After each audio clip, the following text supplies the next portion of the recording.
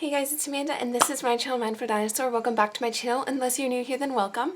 On this channel I do a lot of mental health stuff by sprinkling other stuff just for fun, just to keep it interesting. So first of all, have you guys eaten today? If you haven't, go get a snack, eat something, anything at all, please. And then we'll get straight into this video.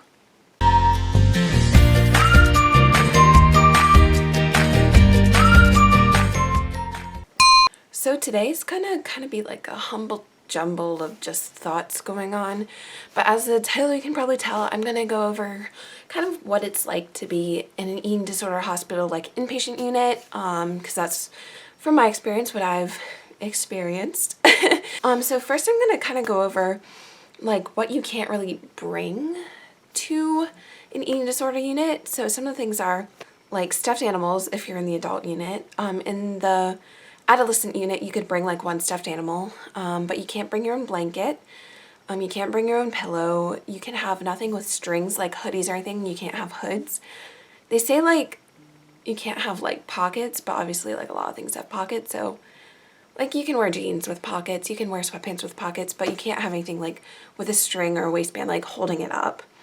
Let's see what else. Obviously you can't bring your own food or anything. You can't have your cell phone. Let's see, what else? There's just a lot of rules. If you're wearing socks around, you have to have grips on the bottom of them. You can't bring a pen that has a spring in it, or like something you can take off to self-harm. I don't know why I'm saying that so quietly. I've talked about it many times on my channel. So yeah, you can't do that. A lot of the times in some places have to take out like earrings. The place I went to, you didn't really have to worry about that unless you were on like watch or anything or in danger. So I never really had to do that. That sort of thing. Nothing sharp, of course. No shoelaces. You can only have shoes without shoelaces. So yeah, those are the main kind of things. Let's see some of the rules. Let's get into some of the rules. So before each mealtime, you had to read dining room etiquette. They had it right on the wall every time before you ate a meal, which I have memorized.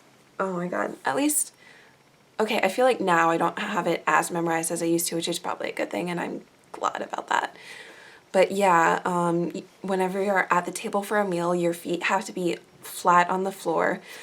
You can't like sit, you can't see me, so I don't know why I'm like trying to show you how I sit, but like you can't have your foot on the chair, and I continue to do it, but another rule is you can't shake your leg because they assume that it's because you're trying to burn calories, even though it's just a thing you do with anxiety. But I mean, honestly, it does make your anxiety worse, so that's another reason to stop. You have to be watched when you go to the bathroom. So you can't go an hour after a meal, until an hour after a meal. But if you like have to take an emergency pee break, then it has to be open door and they have to watch you. But when it's like bathroom break, which you have them scheduled throughout the day, you, I can't speak. The nurses have to flush the toilet for you. They check in the toilet and they have a little key that flushes the toilet for you. So it's kind of embarrassing at first, but then you get used to it and it's kind of like whatever. They're the ones who have to see your poop, so so it's really not that bad in the end. Oh, another thing you can't bring is like notebooks that have like the wire spiral holding it together, or like paper clips, or like the thicker clips, just because you can use them to self-harm. So yeah, let's see, what else? Meal times, you have to finish every single thing on your plate, otherwise you'll get supplements. So even one time I had a salad and we have like the big packets of dressing, and so we have to put the entire thing on. We have to show them that we squeeze it all out, and if we don't, they'll squeeze it out for us. But there was ranch dressing and it didn't taste quite right, but I ate my salad anyways, and at the end there was like just some splotches of ranch dressing around the side, as it usually happens with the salad. So they made me take the spoon, scoop up the ranch dressing and eat it, and there was definitely something wrong with that ranch dressing. But yeah, that's like one of the rules. You have to like scoop up everything off of your plate and eat it, because you could be like hiding something on your plate by just leaving little bits off, which doesn't really make much of a difference on the meal plan that we have there.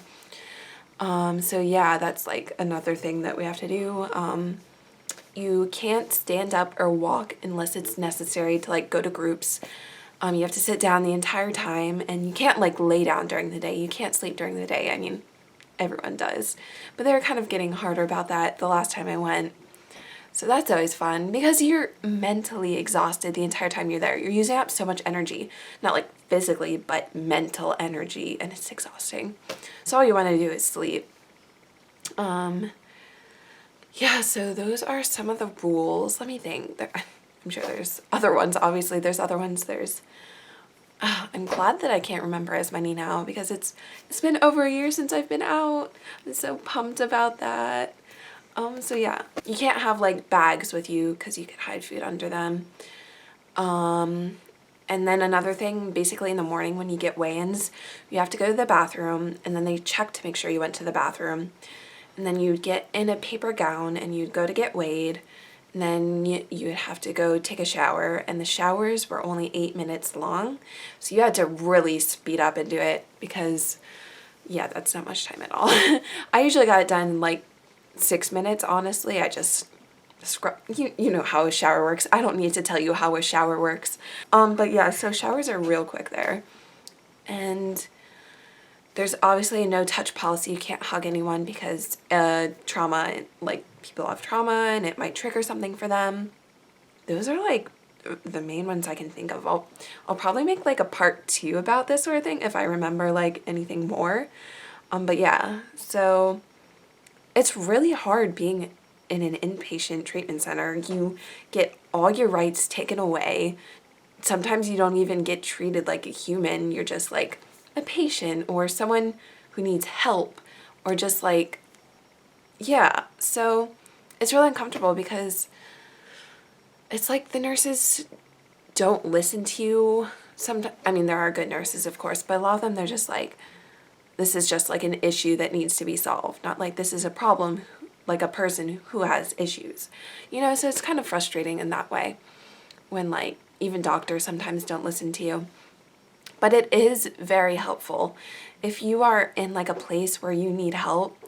If your doctor suggests you to be in an inpatient treatment center, listen to them, because if they're saying it, you probably need it. And even if your doctors aren't saying it and you think you need it, find another doctor, because they might not have the knowledge that an eating disorder professional has. So look for one and then make an opinion based off of that, because if you need help, if you think you need help, you do need help. You should go get the help you need. And it's very important because these things can take over your life really quickly. So it's so important to get the help you need and just, yeah, do your best. And you can get through this eating disorder inpatient year. I know it sounds horrible and it's frustrating, but it is helpful and it will help you get to where you need to be. As much as it sucks, it's really the best thing you can do.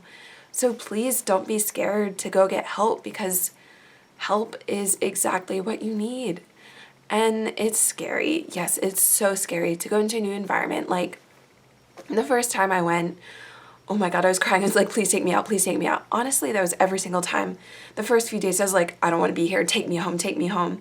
But then it gets easier. It does get easier. So yeah, thank you for watching. I hope that you enjoyed this video. Please leave a comment if you like this video or any more experiences or rules you had at a place that you went to an eating disorder facility. I would love to hear it. So yeah, thank you again for watching. Make sure to leave comments down below of videos that you want to see me post. Make sure to give this video a big like and hit the subscribe button and tell your friends about my channel. So thank you for watching, and I'll see you again soon. Bye.